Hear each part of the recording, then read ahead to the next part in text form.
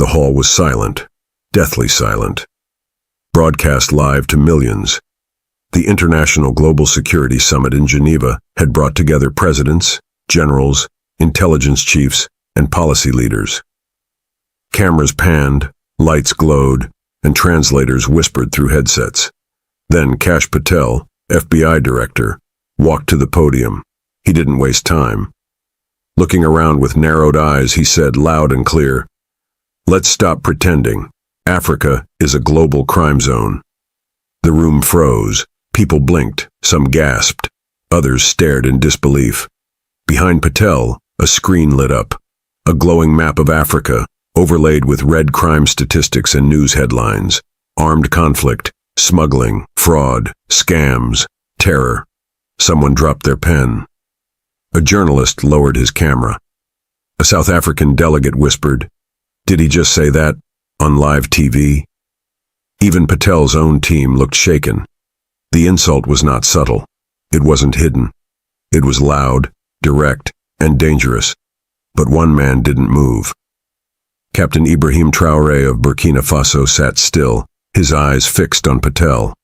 He said nothing, but what was coming, no one would ever forget. Ibrahim Traoré did not blink. He did not shift. He simply sat there, calm, composed, hands folded, eyes locked on Kash Patel. Others began to whisper. Delegates leaned toward each other. Some stared at the ground. The president of Rwanda was seen shaking his head slowly.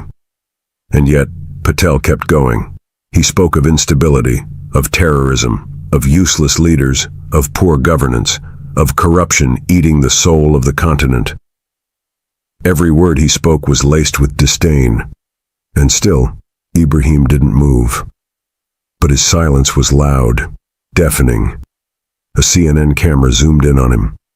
The room's tension turned electric. The host tried to cut to commercial, but it was too late. The damage was done, the insult too sharp. Then finally Ibrahim stood. There was no announcement, no clapping, no music. He simply rose. He walked slowly to the mic, his military boots echoing in the wide hall. People turned. Journalists raised their cameras. Leaders straightened in their seats. He looked directly at Patel. And then, in a voice that was low but firm, filled with both heartbreak and steel, he began, "You have misunderstood the soil you insult." The silence that followed was terrifying. Cameras clicked. Everyone leaned forward. The African Union representative wiped his eyes. A diplomat from Ghana held his breath. Ibrahim Traoré gripped the mic gently and looked around, not at Patel, but at the room, at the leaders, at the faces watching from every corner of the earth. Then he said one sentence, and it shook the very bones of the summit. "If Africa is a crime zone, then the fingerprints belong to those who chained her." The room gasped. A Russian journalist covered his mouth. The Nigerian ambassador whispered, "Oh my God." A UN interpreter stopped translating. But Ibrahim wasn't done. His voice steady, he continued, "You call us unstable. But who drew these borders with blood?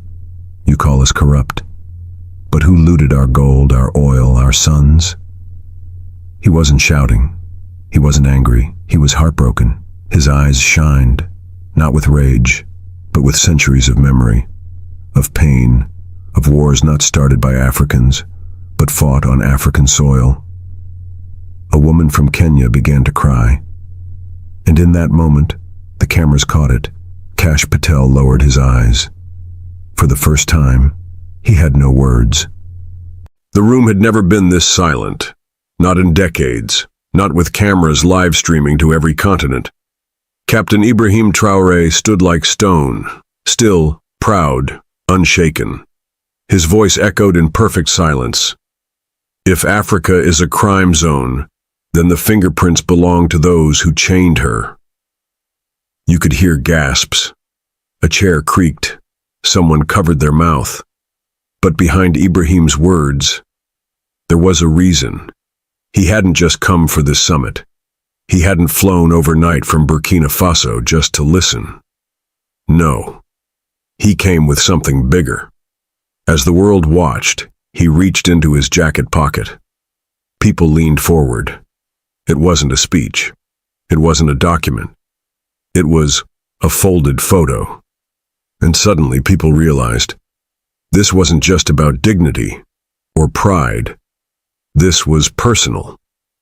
But Traoré didn't show the photo yet. He simply stared at Patel and said, "Before I show the world what you've forgotten, let me remind them what we remember." Tears welled up in the eyes of the South African ambassador. No one breathed. This was no longer a summit. It was a reckoning. Cameras zoomed in. Captain Traoré unfolded the photo slowly, deliberately. He placed it on the summit table for all to see. The image was black and white. A little African boy, barefoot, face bruised, chained at the ankle. Behind him, white men in military boots, one holding a whip. At the bottom of the photo, a faded caption. Burkina Faso, 1916, French cotton camp, Darm 27. Delegates stared. Some covered their faces. Others simply cried. "This boy," Traoré said, voice trembling with strength, "died nameless. His bones were never found. His mother never saw him again." Then he paused. "And that crime," he added, locking eyes with Patel, "wasn't committed by Africans." Someone in the U.S. delegation shifted awkwardly. But Ibrahim didn't attack. He told the truth. "Our lands were stripped, our languages mocked, our children sold. And now, 100 years later, you call us criminals." He pointed at the room. "Every wound you see today was once a weapon in someone else's hand." The room didn't just hear him. They felt him. You could see ambassadors whispering to aides. Journalists stopped tweeting. Because for the first time, Africa wasn't being pitied. It was being heard. The walls felt thinner. The lights somehow brighter. And then, quietly, the first clap. It came from the Ghanaian ambassador. One single clap. Then the Rwandan president stood and clapped twice. Then 3, from South Sudan. Within seconds, the entire African bloc rose to their feet, tears on their faces. Even a few from Europe slowly began to stand, not out of guilt, but something deeper. Respect. Truth. Kash Patel remained seated, his eyes down. The map behind him, Africa, global crime zone, was now an embarrassment in pixels. Ibrahim Traoré didn't smile. He didn't look smug. He simply nodded and whispered, "We are not asking for your pity. We are reminding you of our memory." And then, he turned to the audience and began a short story, not about war, not about politics, but about a grandmother, his grandmother, the woman who raised him under a mango tree in a village no map ever named, the woman who walked 5 miles for water, taught him to read using torn newspapers, and whispered, "Speak truth, even when it shakes walls." As he spoke, a CNN reporter was caught wiping tears, because suddenly, this wasn't about Africa anymore. It was about every forgotten soul on earth. As Ibrahim spoke, the entire summit leaned in. There was no script, no teleprompter, just memory. "I come from a place where the power goes out more than it stays on," he said gently. "A place where mothers boil water over firewood, and children carry chairs to school because none are provided." A few chuckled, until they saw his eyes. There was no shame in his voice, only pride. He paused and said, "But we have something most powerful nations lost: soul." The room fell still. He spoke of a village elder who once told him, "Even a poor man with honor sits taller than a rich thief."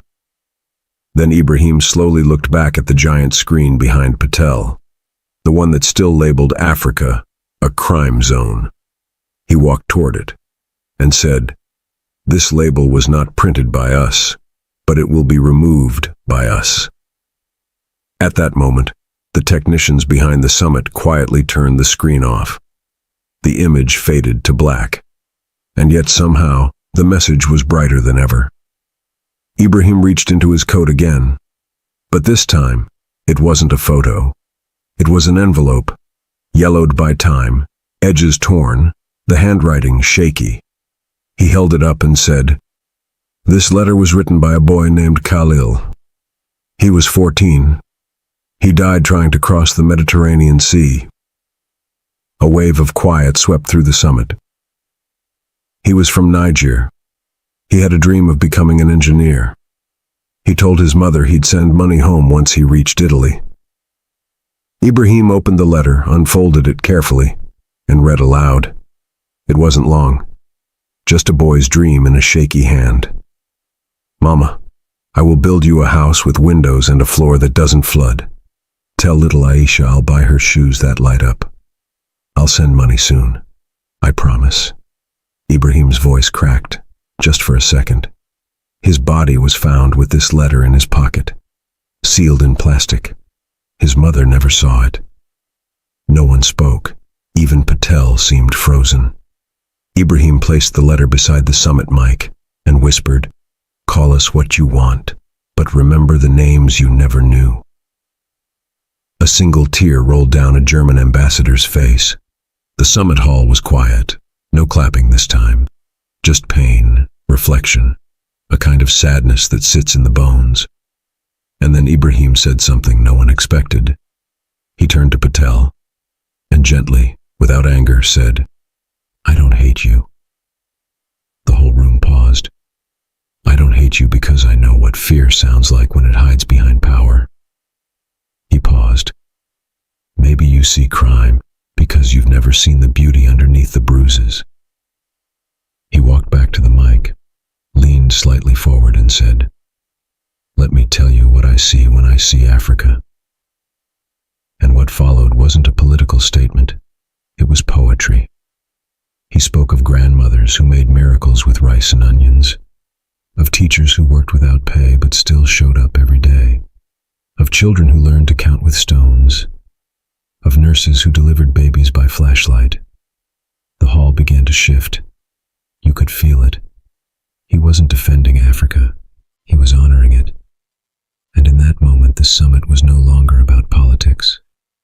It became something sacred, a mirror, and the world had to finally look into it. Just as Ibrahim stepped away from the mic, a young technician from the media booth ran toward the stage, breathless, shaking, holding a flash drive. "I think you need to see this," he whispered. Confused, the summit host took it, plugged it into the main screen system, and looked at Traoré. "Do I have your permission?" Ibrahim nodded. The screen lit up. The video began in a dusty desert village, somewhere in West Africa. A small boy, no older than 9, ran barefoot across cracked ground. Behind him, 2 armed men chased him, not rebels, but masked mercenaries in American-made gear. The timestamp in the corner read, 2023, Northern Burkina Faso. Gasps echoed through the room. Then came the real twist. The men weren't just mercenaries. They were part of a private intelligence group, subcontracted by a US-linked agency. And the name on the document in the frame? Patel Strategic Defense Advisory, Washington, D.C. Everyone turned to Kash Patel. He stared at the screen, his face drained of all color. Traoré never even looked his way. He just whispered to the hall, "This is what we live through quietly." And the room sat in stunned silence once again. The video stopped, but the silence grew heavier. A few delegates had their hands on their mouths. Others turned away, eyes red. Ibrahim stepped forward again. "I knew this boy," he said softly. "His name was Sambo. His parents were farmers. He loved drawing stars in the dirt with a stick." He paused, looking toward the blank screen. He died 2 days after that video was taken. Shot once. No one came to help. He turned to the audience. "You see a crime zone. I see a battlefield we never chose. You blame us for what your weapon started. And then he said something that broke the room. When we bury our children, we don't ask who made the bullet. We just wrap them in white cloth and cry. One woman from Belgium sobbed quietly. The Ugandan president removed his glasses to wipe his eyes. And still, Ibrahim did not attack. He mourned. He mourned for all the nameless, for all the tired mothers and barefoot boys who never made it into Western headlines. And then he looked straight into the lens of the live camera and said, "Let the world see this. We've cried in silence long enough." For the first time, the spotlight shifted, not to Ibrahim, but to Patel. The cameras moved toward him. He didn't speak. He didn't blink. Someone from his own delegation placed a hand on his shoulder, quietly urging him to step away from the table. He refused. A murmur spread through the room. Was this guilt? Was it shock? Ibrahim turned away. He wasn't interested in humiliation. Instead, he walked back to the podium and said, "I did not come to shame anyone. I came to uncover." He looked across the room, faces from China, France, South Africa, Brazil, India, Egypt, all watching him now, not as a soldier, but something greater. He continued, "For too long, Africa has been spoken for, judged, named. But today we name ourselves. Today we bring the mirror." There was no applause yet, just stunned silence, the kind that breaks inside the heart. Then suddenly, a single voice from the back of the room spoke. A young woman translator from Sweden, eyes wet, said, "Thank you." It was small, but it was enough. Something had changed, and the world felt it. The tension in the room was thick like fog. Suddenly, a senior European diplomat cleared his throat and stood slowly. "I must confess," his voice cracked, "we have failed Africa." Whispers spread. Another leader, and from Brazil, nodded. "We have taken without giving." Heads turned sharply. Cameras zoomed. Ibrahim nodded solemnly but said nothing. The diplomat continued, "Our policies, our weapons, our silence have left wounds that no aid can heal." He pulled out a sealed envelope and passed it discreetly to a nearby aide, who then handed it to Ibrahim. It was a file. The room held its breath. Ibrahim opened the file slowly. Inside were photos, reports, letters, evidence of covert operations, exploitation, and silence. One photo showed an African village destroyed in a raid, civilians fleeing. Another was a letter from a whistleblower inside a foreign agency warning about ongoing abuses. The room grew colder. Ibrahim's voice broke as he read aloud a sentence from the letter. "They want Africa to stay broken, to feed their own greed." Delegates looked away, some bowed their heads. Ibrahim folded the file and said, "This is why I stand here, to say enough."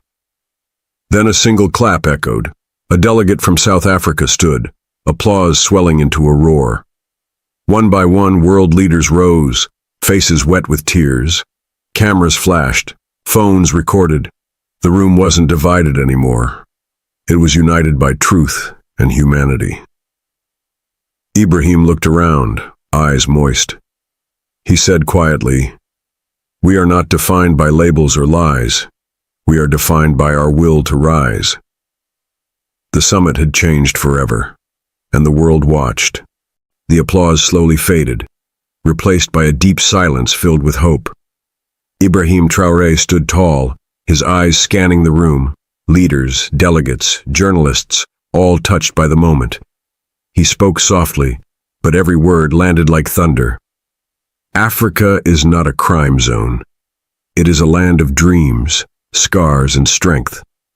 He paused, then added, "We carry the weight of history, yes, but also the promise of tomorrow." He told of children in his village learning by candlelight, of farmers who sowed seeds in drought and still believed in harvest. "We will rise," he said, "not by forgetting our pain, but by turning it into power. The room was silent, eyes glistening. For the first time, no one doubted Africa's dignity or future. Suddenly, a delegate from the United States stepped forward, his face wet with tears. "I'm sorry," he whispered. One by one, other delegates bowed their heads, some wiping tears.